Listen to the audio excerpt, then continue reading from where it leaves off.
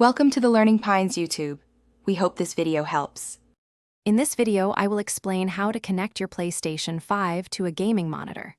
First, gather your essential components to begin this simple setup. You will definitely need an HDMI 2.1 cable. This ensures you get the best possible resolution and refresh rate from your console.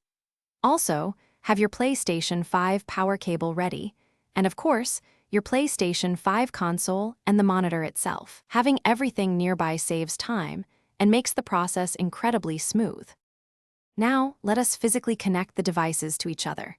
Take one end of your HDMI 2.1 cable and firmly insert it into the HDMI out port located at the back of your PlayStation 5 console. Next, locate an available HDMI input on your gaming monitor and connect the other end of the cable there. Finally, plug your PlayStation 5 power cable into the console and then connect it to a reliable power source, like a wall outlet or power strip. With everything connected, power on your gaming monitor and then your PlayStation 5 console. Access your monitor's on-screen display menu, typically by pressing physical buttons on the monitor itself.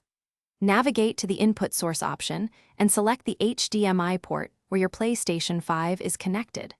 Also, check your monitor's display settings to ensure it is running at its highest refresh rate, like 120 Hz, and its native resolution for a crisp image. Finally, let us configure your PlayStation 5's internal settings for the best experience. Once on the PlayStation 5 home screen, go to the Settings menu, which is represented by a gear icon. Select Screen and Video to adjust resolution, HDR, and output range. Typically, Automatic works well for resolution, but you can manually select 4K if your monitor supports it. Also, check the sound settings to ensure audio is outputting correctly, perhaps to your monitor or headphones. Thanks for watching. Consider subscribing if we helped you.